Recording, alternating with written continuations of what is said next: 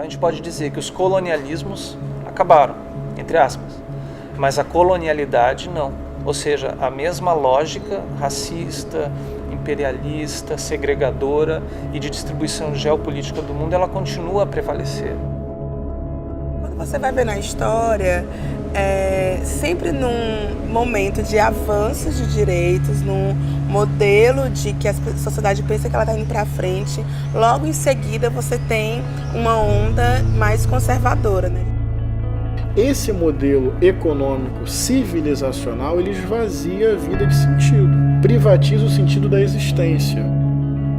Sem dúvida, eu compartilho desse diagnóstico de que a gente vive hoje um recrudescimento do conservadorismo e também um agravamento do neoliberalismo. O Brasil não tem nada de liberal, né? Culturalmente, nós somos um país de origem conservadora, eurocentrada, né? Escravagista. Em uma época de diluição de sentidos, a narrativa conservadora tende a oferecer respostas mais objetivas, precisas e sólidas. Eu vou começar dizendo que a modernidade na qual nós estamos inseridos, que estrutura nossas categorias de compreensão, as nossas instituições e a configuração geopolítica do mundo, ela traz consigo já uma contradição muito forte, que ajuda a entender por que, volta e meia, nós nos envolvemos em situações de violências maciças, de pouca importância a ser dada pela situação dos grupos mais vulneráveis, pela concentração de renda, concentração de poder, violência, genocídios e massacres. Essas características, infelizmente, elas não são apenas algo recente, elas se apresentam na história da humanidade e mais particularmente com as características que hoje se apresentam para nós a partir da modernidade, principalmente a partir de 1492, que acontece um evento que é a descoberta, entre aspas, né, de um novo mundo que já foi visto como um velho mundo. E a partir desse momento a Europa ela deixa de ser a periferia do mundo muçulmano para ser o centro do mundo. E ela impõe uma narrativa que predomina e que se propaga, que oculta o lado, vamos dizer assim, violento, o lado genocida das suas estruturas que ali se apresentam. Então, a Europa, ela se estrutura sobre um intenso colonialismo nesses espaços que foram descobertos por eles, porque já existiam, com civilizações, com etnias, com pessoas que viviam o seu modo de vida, indígenas, escravidão, genocídios terríveis, que são constituídos como a outra face da construção moderna.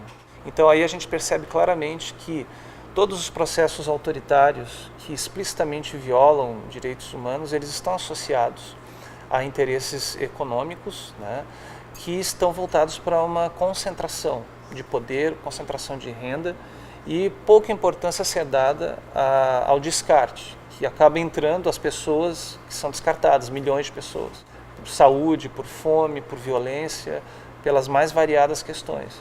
E esse descarte está atrelado não só a uma dinâmica imperialista de concentração, mas também está associado a uma dinâmica racista, extremamente racista, que se abraça com outras formas de preconceito e de exclusão social, que estabelece uma hierarquia que se demarcou no mundo moderno desde o início da colonização.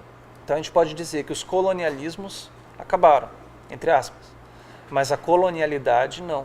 Ou seja, a mesma lógica racista, imperialista, segregadora e de distribuição geopolítica do mundo, ela continua a prevalecer, com determinadas castas, determinados países localizados mais ao norte do globo, ainda comandando e interferindo nos processos internos das suas antigas colônias.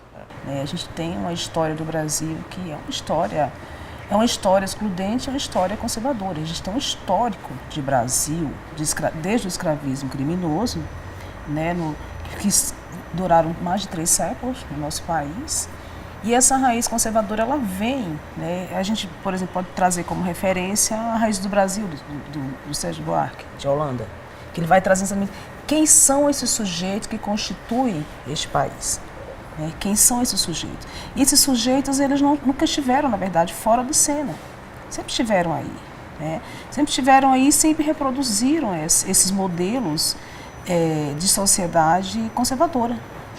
Né? Sociedade, famílias nucleares, por exemplo, esses modelos de famílias nucleares, onde exclui as famílias que de fato constituem o país, né? Onde exclui a mãe de leite, a mãe preta, né? que criou essa nação, onde exclui os homens e mulheres negros, indígenas, que também constituem essa nação. E se forjou uma história do Brasil que chega à contemporaneidade com esse quadro de exclusão que hoje eclode. Desde da ocupação do território brasileiro pelo colonialismo português, né, a gente já sabe que isso foi estruturado em cima de um genocídio das populações originárias, né, e logo depois uma exploração comercial e agrária em cima da escravidão negra, né, que também foi um sistema de mais de 300 anos de violação de direitos de uma população super expressiva no território brasileiro, né, o tráfico negreiro como um negócio em si mesmo, mas também lucrativo do ponto de vista do trabalho utilizado nas lavouras, né, das diversas agriculturas que aconteceram no território brasileiro. E eu acho que isso deixa marcas muito profundas, então acho que tem uma estrutura de longa duração que a gente precisa considerar para entender o que é o Brasil hoje, né? Não dá para apagar essa história de um processo de violação de direitos e de subjugação de determinados grupos sociais de maneira muito intensa durante séculos, né? Isso obviamente deixa suas marcas olhando hoje como o racismo ainda persiste, como as populações indígenas foram exterminadas ou se encontram em vias de, né? E há um total desrespeito em relação às populações quilombolas e outros segmentos. É mera coincidência que na escala global do planeta, a esmagadora maioria das pessoas exploradas, dominadas, discriminadas e em algumas regiões, inclusive, despojadas de recursos de sobrevivência, procedam das sociedades destruídas e ou colonizadas por europeus? É mera coincidência que as regiões e ou países da periferia ou sul correspondam precisamente a áreas que habitavam as sociedades destruídas e ou colonizadas pelos europeus? É mera coincidência que as pessoas que descendem, parcial ou totalmente, das populações colonizadas pelos europeus sejam, em sua ampla maioria, dominadas e discriminadas, seja lá onde estejam? Falar em colonialidade é falar de um conjunto articulado de coisas que conferiram e revestiram o pensamento, modo de viver europeu, ou de modo mais amplo, do norte global, de centralidade, de idealidade a ser perseguida. Formata-se, a partir do norte global, uma forma verdadeira de se fazer ciência, de se relacionar com o sagrado, de se fazer filosofia, de sermos democratas. Formata-se também um tipo humano ideal, homem, cisgênero, heterossexual, branco, citadino, adulto, capitalista e sem deficiências. Formata-se, enfim, toda uma forma de perceber o mundo, a humanidade e as relações entre as pessoas, que se impõem, ora ardilosamente, ora violentamente, ora de modo genocida, que assegure a preservação do modus vivendi do colonizador. Quando você vai ver na história, sempre num momento de avanços de direitos, num modelo de que a sociedade pensa que ela está indo para frente, logo em seguida você tem uma onda mais conservadora, né? A gente teve isso no final dos anos 30, Segunda Guerra Mundial, a gente teve isso nos anos 60, reformas de base, você tem um golpe militar, né? Então, aqui no Brasil a gente tem desde o final dos anos 80 um avanço aí dos movimentos sociais conseguindo colocar as suas pautas. Quando você olha para a mídia dos anos 80 e 90, início dos anos 2000, parece que ela estava, né, discutindo, avançando. E aí, nesse momento agora, parece que as pessoas estão a um recrudescimento. Isso é histórico. Isso não é sobre Fortaleza, não é sobre o Ceará, só sobre o Brasil, né? A gente vê eleições de setores conservadores em vários outros países. Mas a diferença para o Brasil e para os outros países é que aqui a gente tem uma estrutura muito mais racista e aqui justificativa religiosa, né, sobre a vida de quem não opta por ter isso como centro, né, tem nos afetado mais, porque esses grupos têm chegado a legislar sobre todas as vidas com um referencial que é próprio deles. O Brasil, na verdade, apesar de todo a imagem que é criada de um país liberal, o Brasil não tem nada de liberal, né? Culturalmente, nós somos um país de origem conservadora, eurocentrada, né? Escravagista, né? Que submeteu os povos originários brasileiros, os índios, né, à escravidão, e não satisfeito com isso, ainda submete os nossos irmãos africanos também à escravidão. Então, a nossa origem conservadora vem desde o nosso berço, né, do pseudo-descobrimento do Brasil, né, quando, na verdade, nós fomos invadidos. Quando você vê, por exemplo, as falas de parlamentares, de deputados que fazem homenagens a torturadores da época da ditadura, que defendem o retorno da ditadura, e mais que isso, né, que afrontam, né, que é como se tivesse muita coisa imbricada, né, que também afrontam o corpo da mulher, não apenas ao elogiar e homenagear um torturador, mas ao definir que corpo pode ou não, merece ou não ser um corpo violado, ser um corpo objeto de estupro, né? E dentro de todo esse processo que a gente tem visto, que tem ocorrido depois, como uma proposta de emenda para que até mesmo os casos de aborto que são permitidos para que tenha um retrocesso e que seja completamente proibido em qualquer situação, né, o direito da mulher ao aborto. Então, é um cenário extremamente preocupante. Essa questão do conservadorismo, por mais que tenha permeado várias falas na sociedade, né, e vários grupos que vão se alinhando, como aqueles que defendem o projeto da escola sem partido, ou aqueles que defendem a retirada de termos que tendam a falar sobre gênero, né, como ficou conhecida a tal ideologia de gênero que é tão propagada.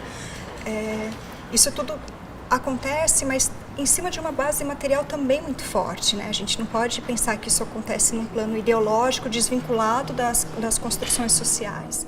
A pessoa conservadora é aquela, por definição, avessa à mudança. Aquela que defende a manutenção de uma determinada ordem instituída em qualquer campo da experiência humana.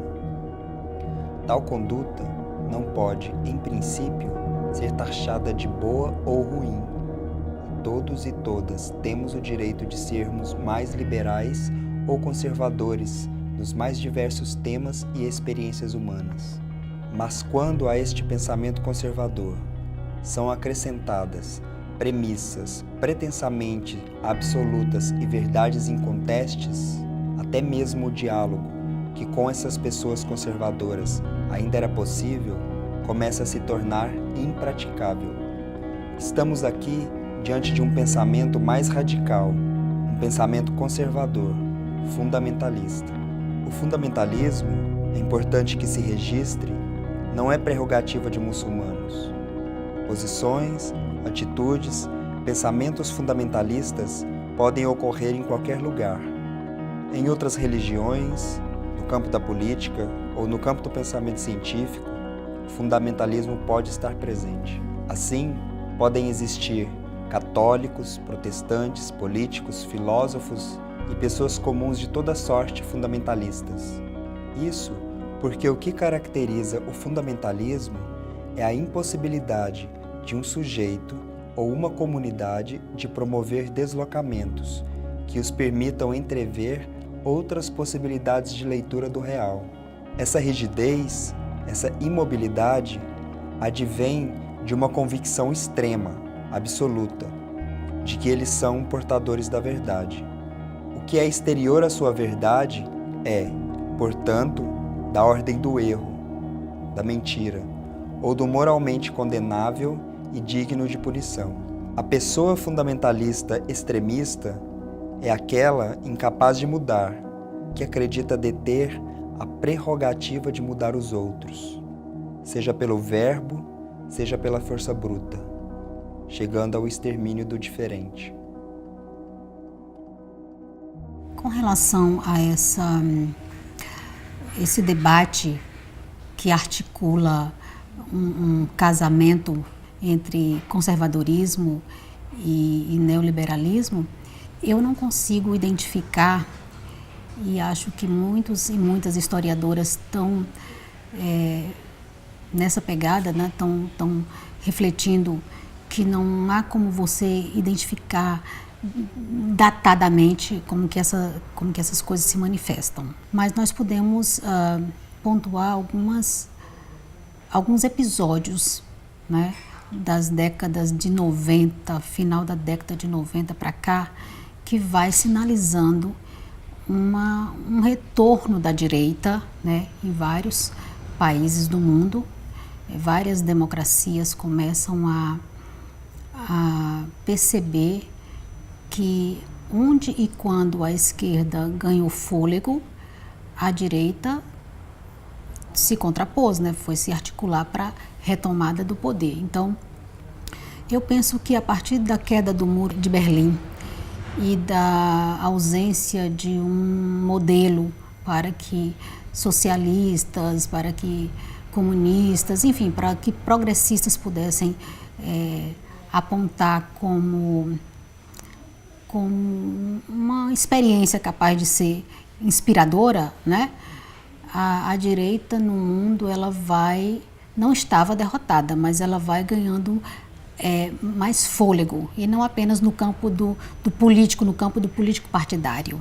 Ela começa a demonstrar a partir da produção cultural, a partir da produção teórica, né? Várias hipóteses de que o socialismo fracassou. É aquela ideia do fim da história, né? De que, de fato, o capitalismo é o sistema que veio para ficar.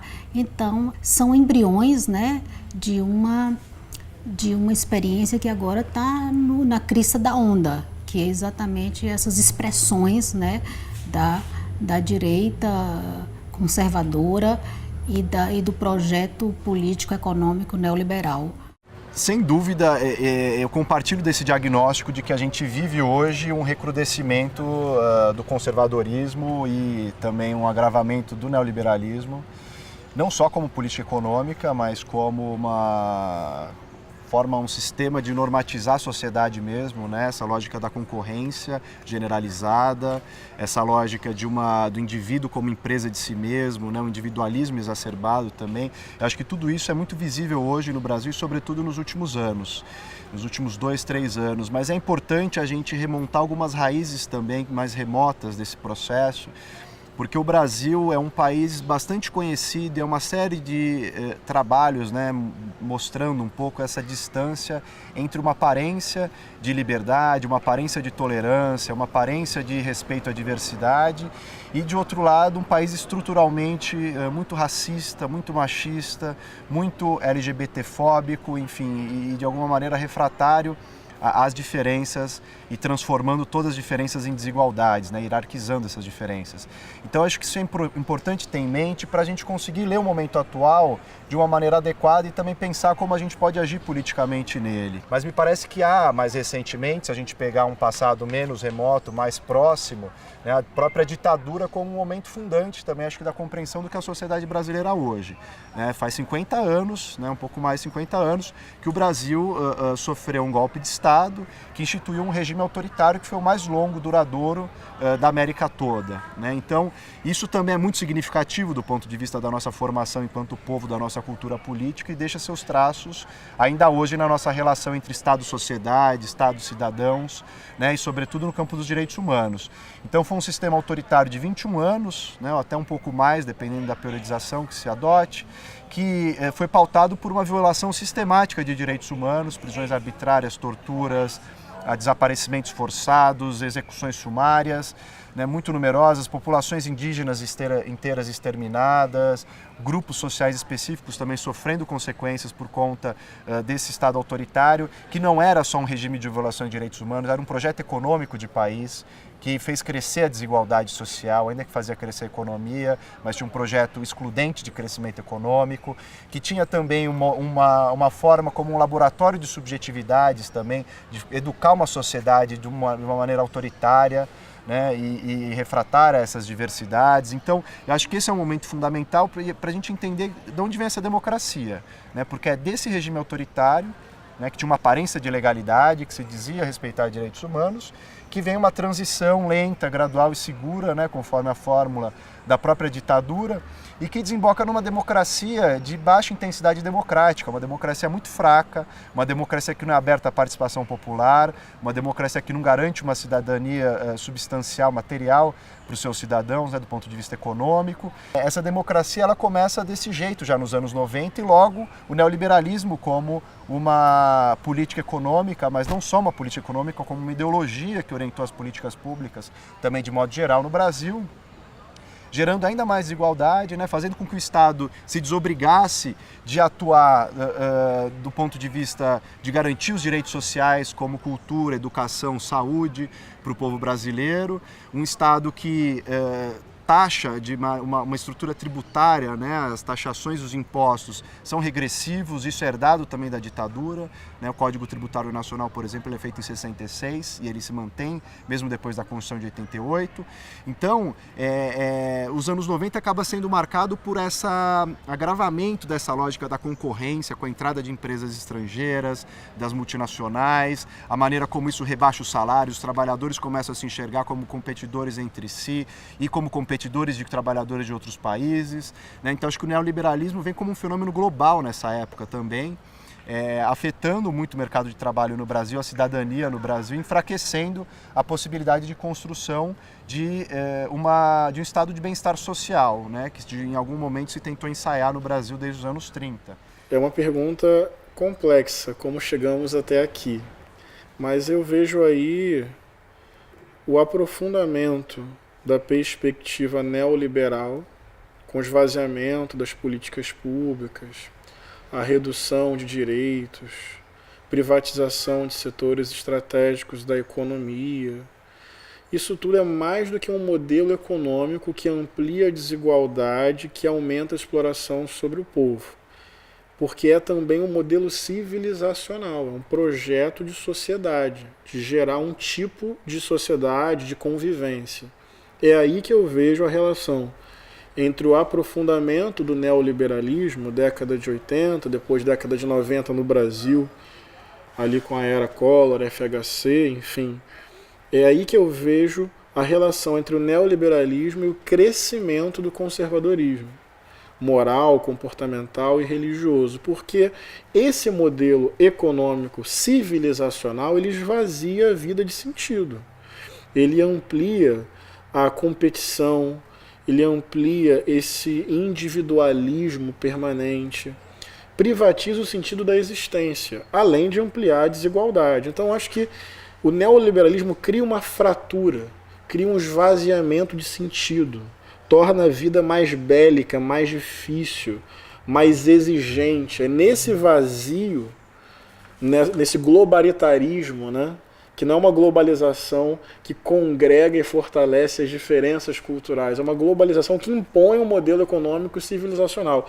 E a imposição desse modelo gera crise. Crise existencial, vazio de vida.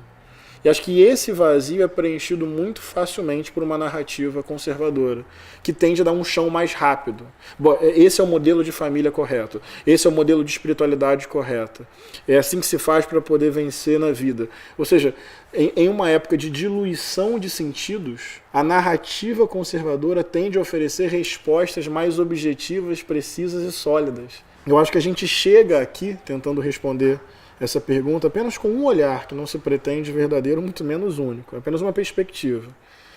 O aprofundamento do capitalismo no seu viés neoliberal tende a aumentar uma crise civilizacional.